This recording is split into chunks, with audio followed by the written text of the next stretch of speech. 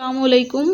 Class 9 की mathematics है। Exercise 1.2 question number 4, find the negative of the matrices. ये जो मैट्रिक्स बताया हुआ है इनके हमने नेगेटिव मैट्रिक्स निकाले, मतलब माइनस के साथ इनको मल्टीप्लाई कर देना है और फिर जो मैट्रिक्स हमें मिलेगा तो वो होगा नेगेटिव मैट्रिक्स। ये सिंपल ए मैट्रिक्स था, इसको हमने माइनस के साथ मल्टीप्लाई कर दिया तो वो हमारे पास आ गया नेगेटिव मैट्रिक्स। ये देखें, माइनस ए इधर लिखा इज इक्वल टू के बाद फिर माइनस इसके बाहर लिखा, मतलब इसके साथ हम मल्टीप्लाई करवा रहे हैं। पहले शो भी तो करवाना होता है कि मल्टीप्लाई कर रहे हैं माइनस को। -1 द -1, ज़ीरो के साथ तो वैसे माइनस लिखते नहीं होते, माइनस माइनस प्लस हो गया, प्लस का 1।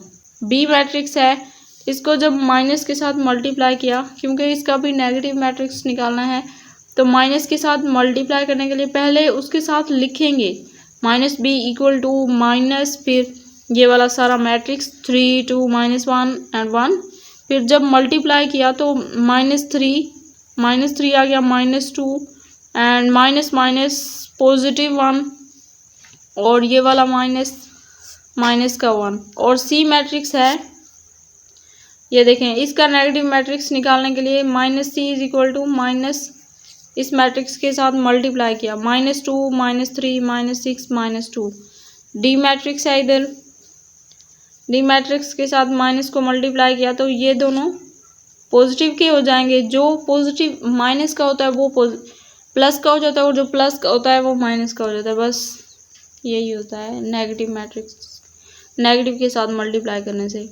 Minus minus plus, minus minus plus का 4, माइनस का 2 एंड माइनस का 5। ये आ गया नेगेटिव ऑफ डी मैट्रिक्स। अब ई मैट्रिक्स का नेगेटिव फाइंड करना है, माइनस के साथ दोनों को मल्टीप्लाई किया, minus E equal to minus ये मैट्रिक्स, तो ये देखें -1 -2 माइनस माइनस प्लस का 5 एंड माइनस का 3। यहाँ पे हमारा आज का लेक्चर होता है ख़त्म। अगर आप लोगों ने अभी तक मुझे सब्सक्राइब कर दें, अपने दोस्तों के साथ शेयर भी करें, वीडियो को लाइक करें। मिलते हैं नेक्स्ट वीडियो में, तब तक के लिए अल्लाह हाफिज़।